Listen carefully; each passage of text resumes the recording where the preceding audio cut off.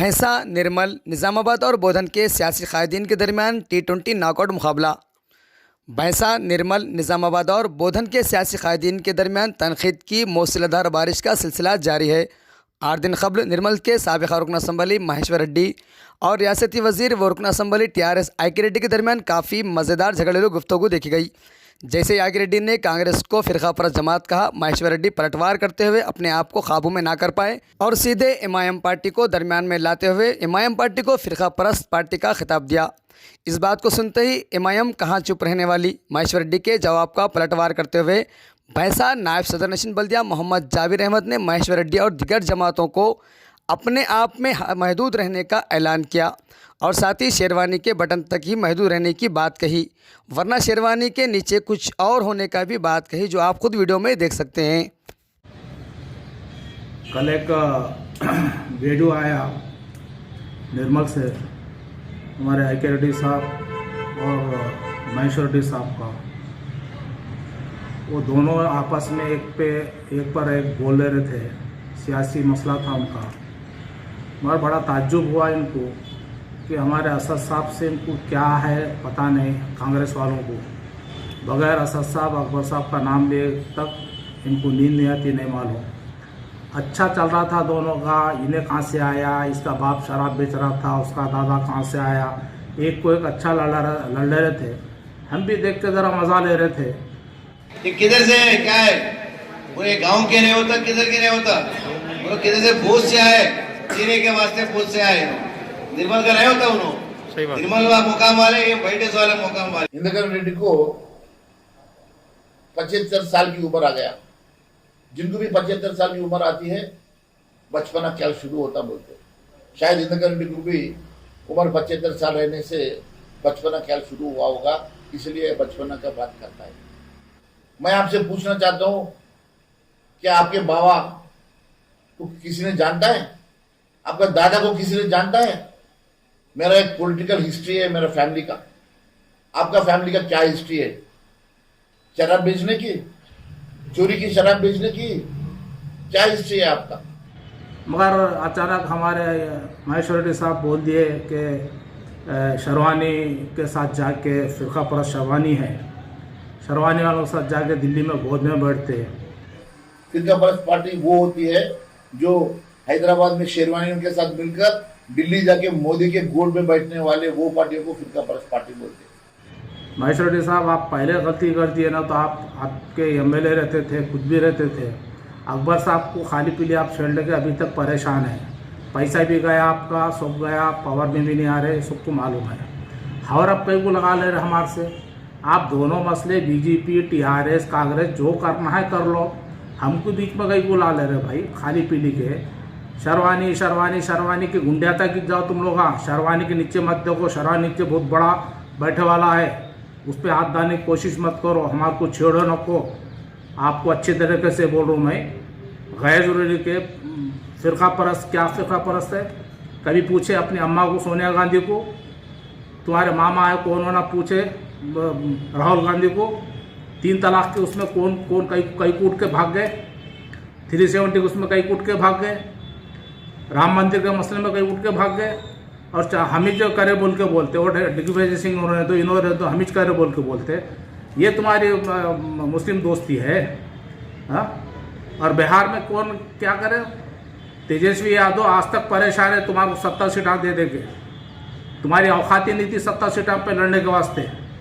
हम तो पहले हर एक से मिल रहे, तेजस्वी यादव से भी हमारे सदर साहब मिले कि हम मिल के लड़ेंगे, अपन फ़िरका परस्त का मुकाबला करेंगे बोल के, मगर उनको 70 सीटें दे के खुद खप गया। और 5 साल तक आप इंतज़ार करो, आप समझ में आ रहा अवैसी साहब सही बोले थे बोल के। 70 सीटों में से 70 जलसे करे नहीं ना, सोनिया गांधी आई ना, उन्हें राहुल गांधी ज़्यादा फिरा, खामोखा वहाँ पे बिहार अपने हाथ से चलेगा और हमको फ़िरका परस्त बोलते। फिर रहा मसला जो राम मंदिर का मसला, उस पर हम ही को पहले हम हक में थे बोल कर, यकीनन सबको मालूम है, पूरे मुसलमानों को मालूम है तुम राम मंदिर के हक में थे, तुम राम मंदिर का मसला तुम ही ताला खुलाए, तुम्हारे कांग्रेस वाले पूजा भी तुम ही कराए। अब तुम जो मसला आया था राम मंदिर का होने दो, 3 तलाक का हों दो, CAA का हों दो, NRC का हों दो, कभी थे पार्लियामेंट हाउस में, उठ के भाग जाते हैं।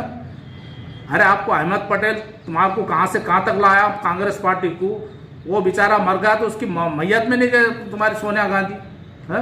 मुस्लिम दुश्मनी इतनी है आप लोगों को। अरे पहले बोले हम मत लगा लो, हमको मत छेड़ो। तुम तीनों जो लड़ ले रहे ना, जो हमारे असद साहब बोलते हैं नूरा कुश्ती वैसा लड़ लो, TRS वाले, BJP वाले, तुम कांग्रेस वाले, हमारे नाम पर कहीं को जा रहे भाई। बात को पहले शरवानी मैं बोला ना, शरवानी के गुंडे गिनो, नीचे हाथ मत डालो, बहुत बड़ा शाट लगेगा तुम्हारे शरवानी के नीचे। फिर रहा मसला आपको सियासी तलाक, हमारे असद साहब तुमको बराबर 2 तलाक दे दिए, अभी तीसरा तलाक नहीं हुआ सो है। अगर अकबर साहब तीसरा सियासी तलाक दे देंगे कांग्रेस को तो बहुत बड़े मुसीबत में पड़ जाएंगे तुम। क्या हुआ GHMC इलेक्शन में 5 सीटा नहीं लाए तुम्हारी औकात ही नहीं है सीटा लड़ाने की। और हमको बोलते, आपसे मैं अदबन गुजारिश करता हूँ, मैं सुने की नहीं, गैर जरूरी कि हमारे को मजलिस को ला के करके फिरका परस्त सबको मालूम है फिरका परस्त कौन है। सब कहाँ के भी नहीं रहे तुम लोग, कहाँ पे रहे बोल के बोलो, कहीं भी नहीं रहे तुम लोग। हाईके रेड्डी साहब का आपका लड़ लो आप लोगों का कुछ भी, उसमें लाम खाली पी लिया के हमारा असद साहब का शरवानी को ले जाके तुम गोद में बैठते। अरे गोद में तुम जो हाईके रेड्डी साहब बोले सही क्या है झूठ क्या है तुमको मालूम, हाईके रेड्डी साहब को मालूम। हम भी न्यूज़ सुन रहे, सुबह में वहाँ जा रहे, शाम में यहाँ जा रहे, फिर कभी मुसलमान वोटा नहीं डालते बोल के बोल रहे, फिर कभी रविंद्र रेड्डी साहब सदर यहाँ के बनेंगे जब तक मैं रुक जाता हूँ। ये नूरा कुश्ती आप लोग लड़ने रहे सोए, मेहरबानी करके आपको जीतना करना है, कब क्या सियासी चाल पलटती नहीं मालूम। मेरी आपसे रिक्वेस्ट है, हमारा नाम पे मजलिस के नाम पे मत आओ आप लोग। अगर आएंगे तो आपकी जमानत भी नहीं बचेगी। परसों के इलेक्शन में खाली असद साहब एक हाथ बता के चले गए तो आप कितना परेशान हो गए। अरे खरीब आने की कोशिश करो, कैसा खरीब आते, वो एक पागल है शब्बीर अली, बात पहले बंगला कार, अबे बंगला नहीं रहते तो क्या कुर्सी में रहते रहे, तेरे ऐसा भिखारी है, पूरे औकाफ के मिनिस्टर था, पूरा बेच के खागा, सब बैठ के खागा। अरे हमारे साथ खानदानी करोड़पति है, वहाँ पे टिकट के वास्ते होने दो, मिनिस्टर के वास्ते बैठा वाला ही रहता तो सालार के सामने। आज हमारे को बोलते है? ये पागलपन छोड़ो, तुम जो लड़ना है लड़ लो, जो करना है कर लो, हमारे से उस मस्जिद से कोई वास्ता नहीं है हमारा आपका। गैर जरूरी हमारे बीच में आइंदा से मत लाओ, नहीं तो आने वाले 2-3 साल में बहुत परेशान हो जाएंगे आप। इलेक्शन आ रहा सो है, लिहाजा मैं आपसे रिक्वेस्ट करता हूँ माइशोटी साहब, पहले आप सारी बोलो और कभी भी होना तो मस्जिद के नाम पे मत आइए आप। हो सकता है आपका रास्ता साफ हो जाएगा, इलेक्शन के सामने आपका रास्ता साफ हो जाएगा, मुसलमान आपको सपोर्ट करेंगे।